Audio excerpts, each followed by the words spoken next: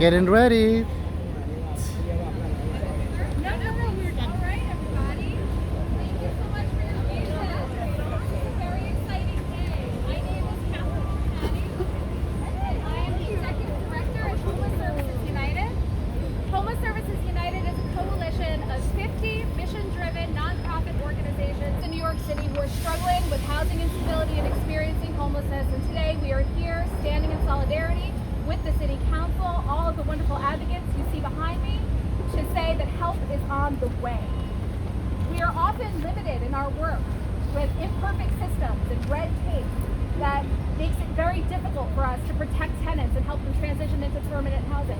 The City Council has come up with a comprehensive package of legislation that offers real solutions to New Yorkers that are struggling day in and day out. I am incredibly grateful to the leadership of this City Council, Speaker Adams, Deputy Speaker Ayala, and the members that we have with us today, and I'm excited to kick off this press conference. It is my absolute pleasure to introduce one of the lead sponsors of the bills that we're going to be talking about today, Councilmember Pierina Sanchez.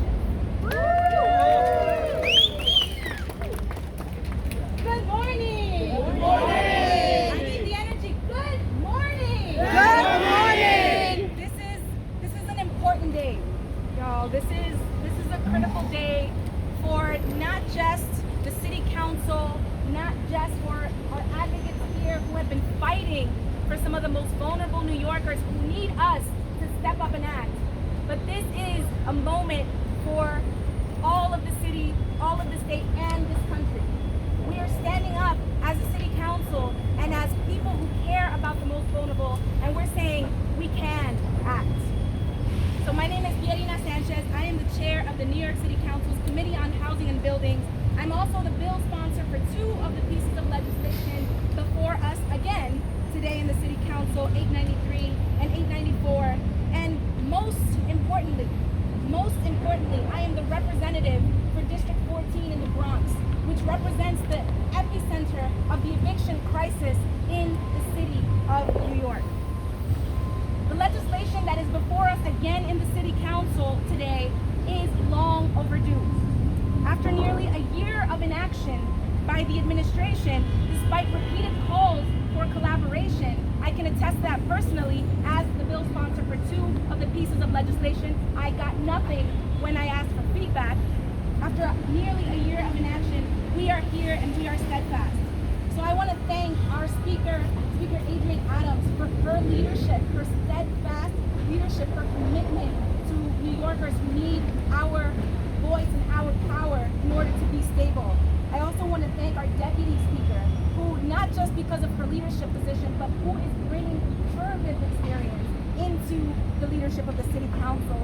And of course, my colleagues, many of who are here today, and all of who will vote this morning at the General Welfare Committee and later this afternoon at our stated meeting to stand strong on behalf of New Yorkers who need our support.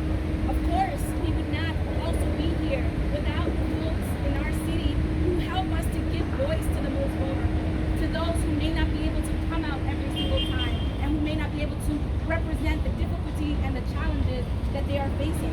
Of course, Homeless Services United, WIN, Make the Road, Legal Aid Society, Vocal, New Destiny, Housing, JFRED. I'm going to forget some folks, but believe me, I am so thankful, and all of us on the City Council are so thankful for your partnership.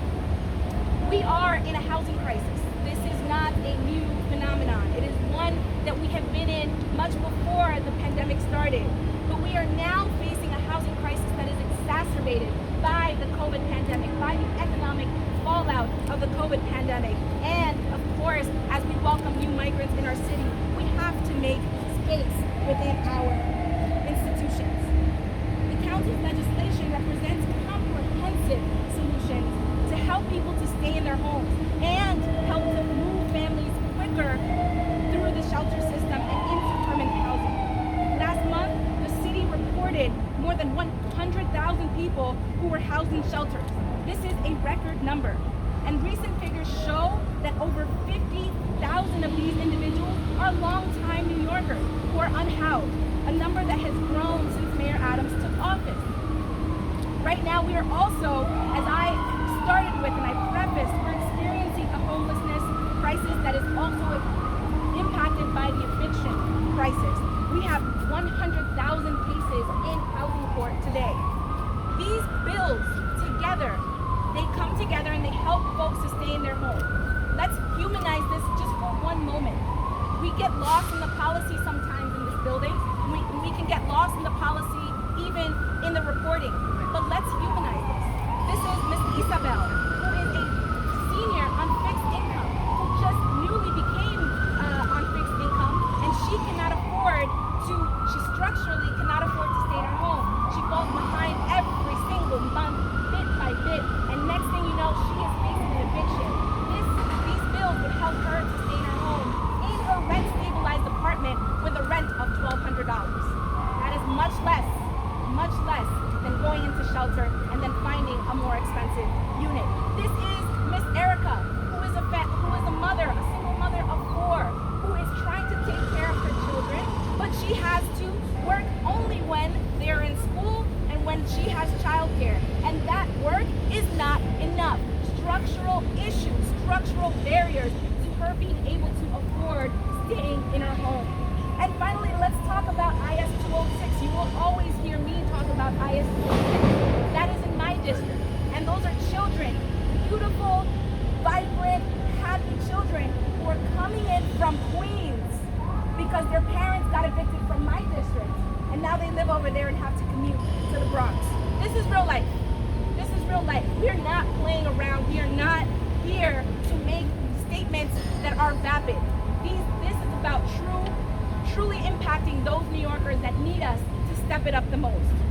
A veto-proof majority in the City Council took bold action to pass tangible solutions to reduce homelessness in our city and prevent growing evictions. We are trying to relieve pressure on our shelter system. The mayor has other ideas on how we can work together. And you know what? You can walk and chew gum. You can increase the city's housing stock. We can pass measures to make it easier to build in the city of New York. And we can look out for the most vulnerable. That's what this is about. The mayor's veto was short-sighted. It's a short-sighted attempt to stop reforms that will help New Yorkers. And with that, I just once again want to thank you all so much for your steadfast partnership, for your leadership, and to my colleagues, let's do this, let's get it done. Thank you so much.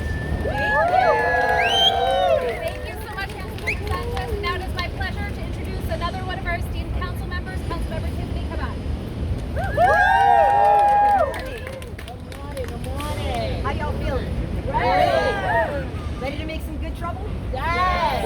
That's what I'm talking about. There are no better partners in making some good trouble. My name is Tiffany Caban. I'm council member in the 22nd District and a very proud co-private sponsor of one of the bills in this city fest package. And so I want to thank all of the advocates here today who, without them, this would not have been possible. And I want to say how proud I am to stand with my colleagues, Deputy Speaker Ayala, Sanchez, and Madam Speaker. And I will also say that, Madam Speaker, your rock-solid, unwavering leadership on this issue will be felt by many struggling families throughout the 5 boroughs. Today's show of strength could not have happened without your backbone, your commitment, and your refusal to be moved. Now, let's be clear. What we are pushing through today is common sense, cost-efficient legislative package that will move struggling New Yorkers from the shelter system into permanent housing more efficiently. That's it. Any claims that this is fiscally imprudent or logistically impractical are at best blatant errors, and at worst, just outright lies. Then again, I will say that the mayor's veto comes as no surprise, given the rest of his disastrous approach to housing. Let's talk about that for a second. Imposing annual rent hikes via his handpicked deal, starving the Department of Housing Preservation and Development of staff through repeated budget cuts, including $34 million in FY24's adopted budget when compared to last year's modified budget. Forcing New Yorkers facing eviction to represent themselves in court by allocating less than 5% of what right to counsel providers say that they desperately need. And finally, forcibly removing thousands of our homeless neighbors only to place a grand total of 3 in permanent housing. Not 3,000, not 300, not 3 dozen, just 3. The mayor's so-called city of yes appears to be a yes to big real estate and a big fat no to working class and low-income New Yorkers. And we are here to say, Mr. Mayor, not this time. Today, the members of the people's elected boards we are putting our foot down. We are going to override this veto and stand up for the working class and low-income New Yorkers of get it done. And again, thank you everybody for being here. Woo! Thank you very much. It is now my pleasure to introduce a proud HSD member, I hope, the Executive Director, CEO, President, of WIN, Christine Quinn. We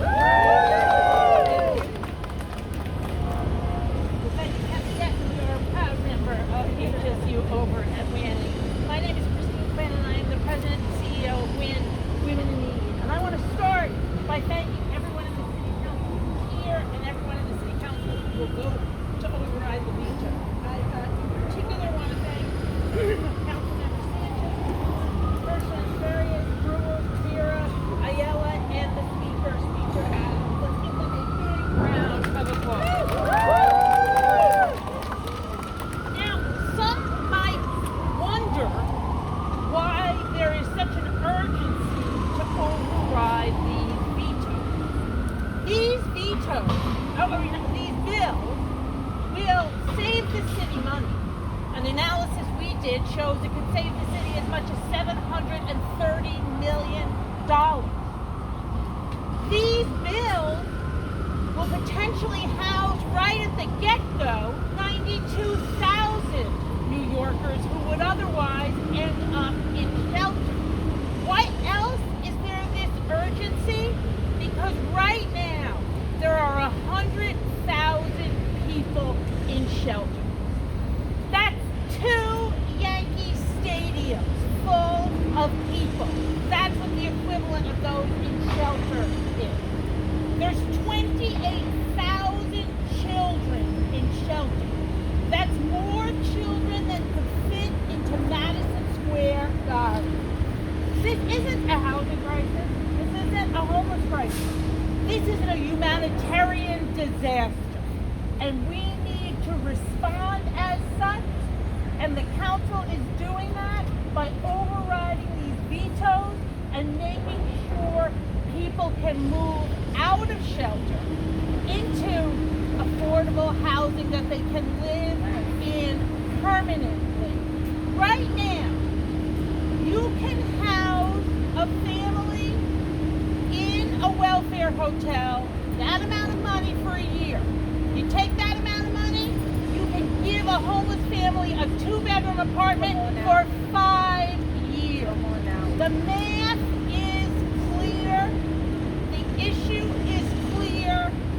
These vetoes must be overridden to make sure that, among other things, those 28,000 children do not grow up in shelter. I run shelters, and let me say wholeheartedly, they are not an appropriate place for children to grow up. So I want to thank the council and all of the advocates and the council staff who worked to bring us to this day, and I look forward to seeing that overwhelming number of votes override. Thank you, Chris. ¿Qué queremos? Vivienda justa. ¿Cuándo? Ahora. ¿Cuándo? Ahora. ¿Y cómo? Luchando, creando poder popular. Thank you. All right, next up we're going to hear from Murad Awada from the New York Immigration Coalition.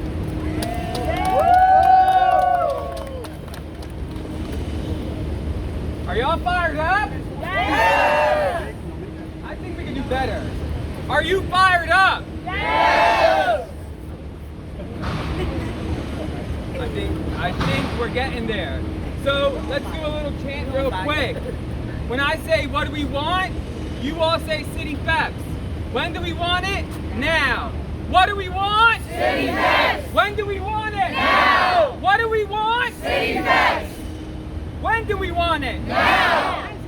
Good afternoon, everyone. My name is Murad Awada. I'm the Executive Director of the New York Immigration Coalition.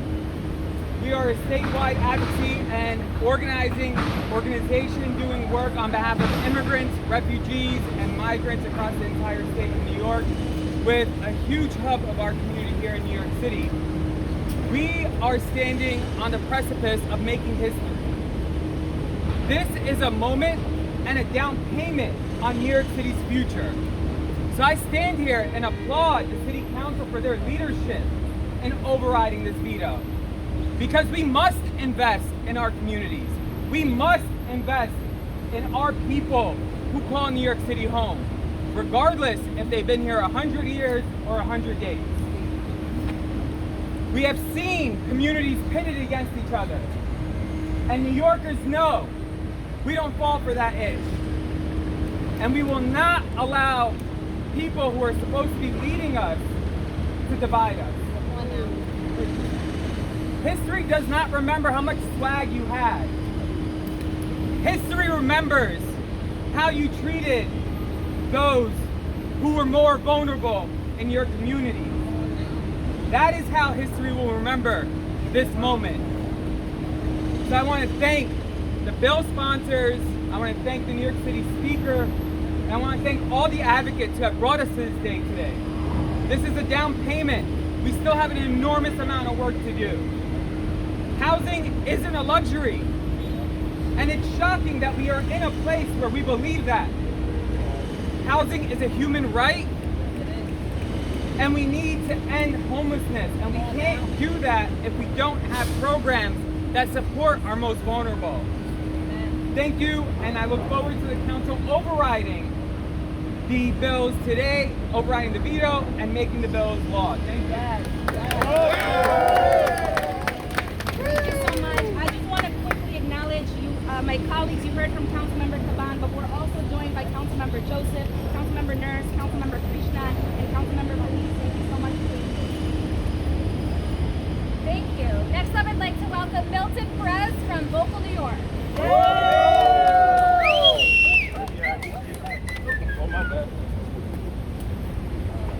Buenos días. My name is Milton Perez. I'm a leader in Vocal New York Homelessness Union.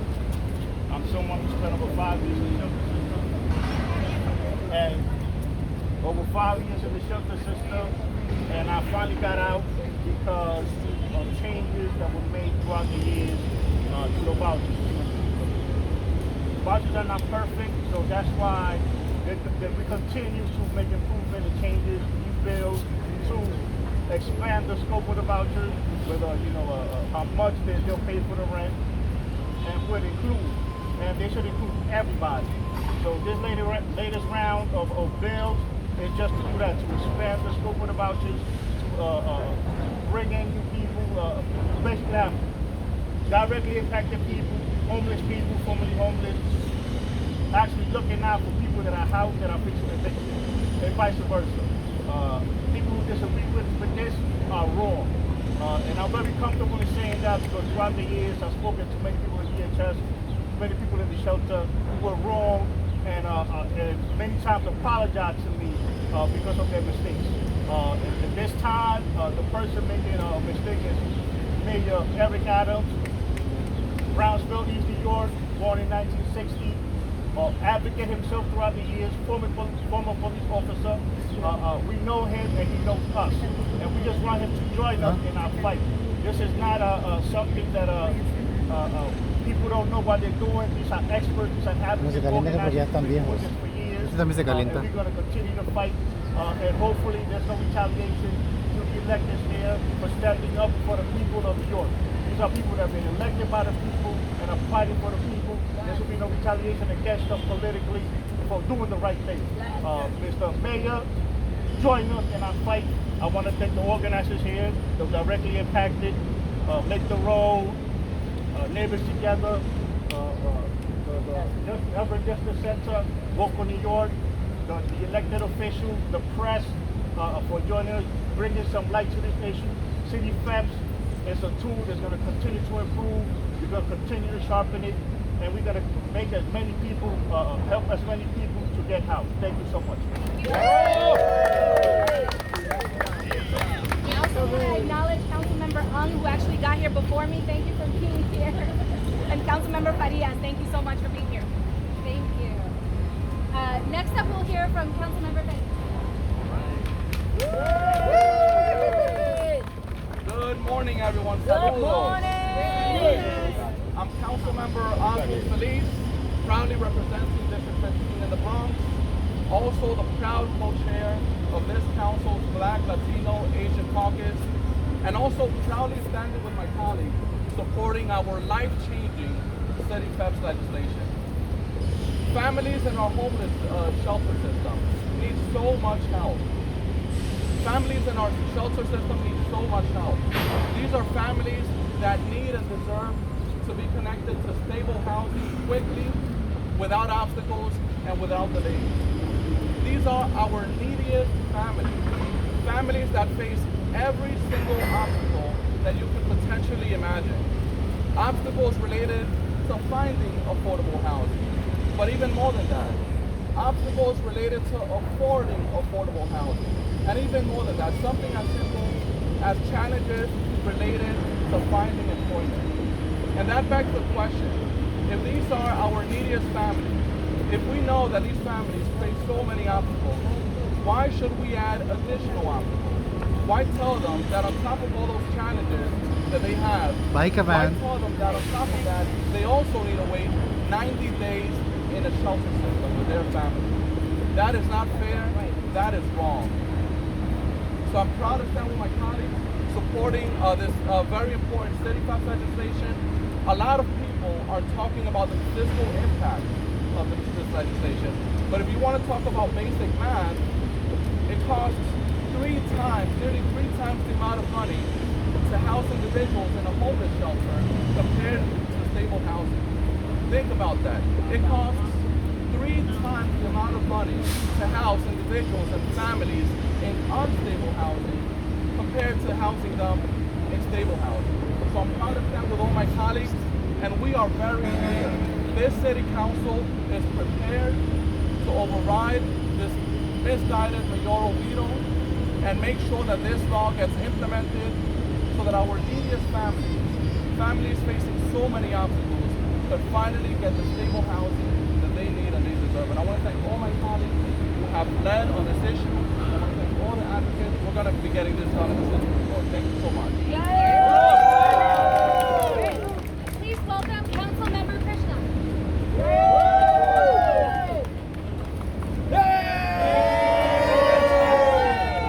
Good morning, everyone. Buenos días. ¿Qué queremos? Vivienda justa. ¿Qué queremos? Vivienda justa. ¿Qué queremos? Vivienda justa. ¿Cuándo? Ahora. ¿Cuándo? Ahora. ¿Cuándo? Ahora. Good morning, everyone. I'm Councilmember Shaker Krishnan, and I'm very proud to be here today with all our incredible advocates, with all my colleagues, joined by Speaker Adams, to send the message loud and clear. We know that the most urgent crisis we face in this city is the housing crisis, because it connects to every other crisis around us. And we know that the only way to solve that crisis is not by reliance on a shelter system, but by actually creating pathways to permanently affordable housing that people can live in with their families and know they can stay there without the worry of being evicted. I know this. Before being the city council, for 13 years, I was a legal services lawyer, and I've seen firsthand the absolute trauma of the cycle of eviction. What the shelter system does to families, immigrants, and all who are there, and the incredible, vital importance of having public benefits like city steps that make it possible for people to afford their rent and stay in permanent, affordable housing. That is exactly why we passed legislation in the first place.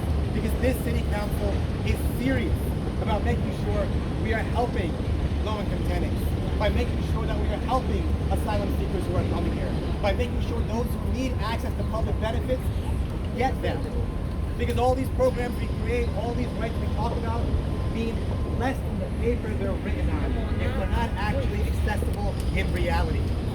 That is why we passed these bills, and that is why it's shocking that the mayor vetoed this legislation. We haven't seen a veto like this or the need to override in more than 12 years. And to think that the fight is going to be over providing benefits to permanent affordable housing for tenants who need them, at this moment, it is shocking. And it is a fight that we in the City Council are more than fired up to take on. So to all my colleagues who are here today, we are proud to stand together to send the message loud and clear that we will override this veto. That we will be the body in government that makes sure tenants are protected. That we will make sure that tenants have access to public benefits and permanently affordable housing. That we will finally get to a city where housing is truly treated as the human right that it is. We have a lot of work to do, but it begins with a day like today. So thank you all so much. Let's get this done. Thank you all. All right. It's now my pleasure to introduce Councilmember Farias. Good morning, everyone. Good morning. I'm Councilmember Amanda Farias. I get to represent the Southeast Bronx, and I get to co-chair the Council's Women's Caucus, and I'm a proud co-sponsor of the City Council's City FEPS bill package. Today I stand with our speaker and the rest of my colleagues as we show our neighbors just how dedicated we all are to ending the homelessness reform, though. Okay. It's about creating cost-effective and long-term solutions. If we implement this package, our nonprofit partners have worked with us to estimate that the city would save $4 billion in shelter costs over 5 years, and that each year we would save over $730 million. These are not numbers we should ignore. Our city has a responsibility to take care of New Yorkers, to give them not just the roof over their head, but real pathways to affordable homes. This package of bills is not some abstract policy. There are hundreds of women who have had to flee our shelters who need these bills. There are hundreds of families waiting to be reunited who need these bills. There are thousands more seniors who are fighting not to be evicted who need these bills. I'm proud to be a part of this, standing here with all of our advocates and my colleagues in the council, and we're ready to do this. Housing ends homelessness, keep New Yorkers in their homes, and the most important sign that I see here today with us is hold the line on City FEPS. Thank you. Thank you so much. I want to acknowledge Councilmember Zivana, and do you want to say a few words? All right. Hi everyone, good morning. Good morning. I think it's very simple why we're all here. New Yorkers are struggling to pay rent. They are facing eviction, and they are forced for too long to live in a New York City shelter system that is stretched to the absolute brim. We have been working day in and day out with advocates here who have been leading for years with people with experiences to do the right thing. There is a time for words and there is a time for action. And the political theater, the performance that the mayor's putting on right now is unacceptable, ill-timed, misguided, and harmful. So we are going to go in there and ensure that we override the mayor's veto and pass this package because people need access to housing, period. So I want to thank everyone who is here. We have made investments, as you have heard, in capital funding to create and maintain housing and ensuring that right to counsel is preserved and expanded, and that we continue to remember that we need homes for all. So I want to thank all of the advocates here that made it happen. Without you, we cannot do this. So we will hold the line. So thank you to everyone. We will override this veto, and I hope Mayor Adams is listening right now. You cannot leave the greatest city on earth and deny people housing. So thank you to all, and let's vote this in. I'd like to welcome Manuel Ordóñez from Veto Road. And it's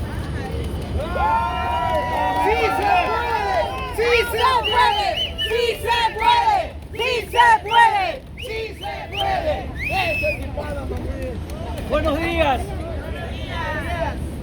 Mi nombre es Manuel Ordóñez y soy líder CAC Camina en New York. Estoy sumamente agradecido por el trabajo de todos los que estamos aquí y voy a ser breve. Sabemos que hay una crisis de vivienda en el estado. Más de 100,000 personas cada noche duermen en albergues. La mayoría de esas personas pasan más de 400 días esperando el apoyo para conseguir un apartamento permanente. justo.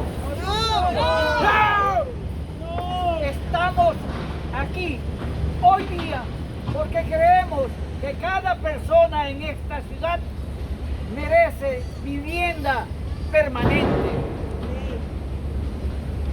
Estamos aquí porque creemos que cuando el gobierno trabaja para el pueblo, esta ciudad prospera.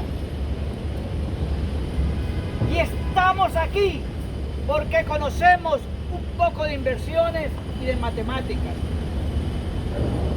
Cuando un vale de CIRIFEC para una persona nos cuesta menos por mes que mantener a esa misma persona en un albergue, la decisión es fácil. Nuestro mensaje al alcalde es simple. Deja que este consejo municipal haga el trabajo de la gente, señor alcalde. El usar un veto para bloquear a las familias pobres de tener acceso a apartamentos permanentes no se te ve bien, señor alcalde Adams. Esperamos que en un par de horas este consejo municipal siga tomando las riendas y vote a favor de nuestras familias. ¡Sí se puede! ¡Sí se puede! ¡Sí se puede! ¡Sí se puede! Gracias. Okay, I want to acknowledge the presence of council members Jose and Councilmember Joseph. And next I'd like to welcome Ethel Brown from the Safety Net Activists and Urban Council.